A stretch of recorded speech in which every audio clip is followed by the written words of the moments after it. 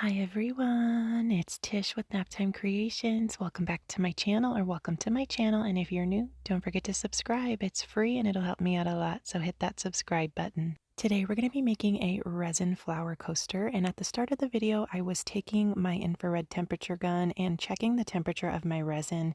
Today I'm using the S RESIN epoxy, and I wanted it to be 48 degrees Celsius to make this flower. You could see it was pretty thick when I was pouring it into my mold. It was about 30 minutes after I mixed up my resin that it was this temperature. I filled up my mold 2/3 of the way with some clear, and now I'm going to drop down my alcohol inks. I'm using these inks from Let's Resin in Vivid Red, Cobalt Blue, and Yellow. And you do want to shake the bottle of these inks before you use them. This is one of their newer inks, so I'll link it down below if you want to check it out. I'll link all the materials I'm using down below in the description box, along with any coupon codes that I have. This flower coaster turned out really pretty, so the temperature of your resin 100% makes a difference on how these resin flower coasters turn out. Here I'm just going in and drawing some upside down hearts. I did 4 large upside down hearts. I'm using a silicone paintbrush and angel white epoxy paste mixed with clear resin, and this was also 48 degrees Celsius. So you want to make sure your white is the same temperature as your clear that you're using inside your mold. And then I went under those large hearts, drew 4 smaller hearts right underneath that large heart. I'm going to add a little bit of white kind of out towards the perimeter of the mold just to give it a little bit more white. And I did mix up this white and my resin off camera, but if you want to see step by step how I do that, I will link my tutorial down below in the description box. I do it the same way every time. In that video, I show you step by step how I mix my white and my resin.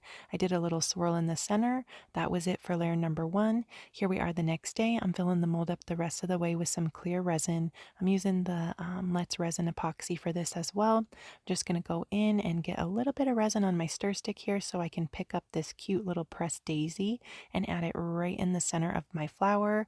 I wasn't planning on doing this, but I thought the center needed a little bit of something, a little bit something extra, so I decided to add this cute little pressed daisy on there, and it turned out really pretty in the end.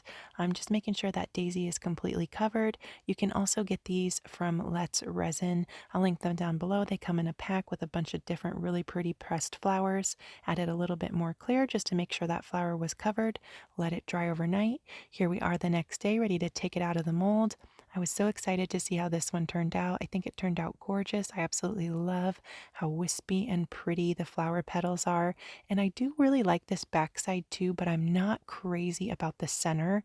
I wish the center didn't have that big blob, right in the center on the back side. So to prevent that, you just want to make sure you're not really heavy-handed with the white when you draw your flower petals. But let me know what you think. I'll link all the materials down below in the description box. Thank you so much for watching. Don't forget to subscribe to my YouTube channel, Naptime Creations. Let me know if you have any questions down in the comments, and I'll link the infrared temp gun that I use down below too. Thanks for watching.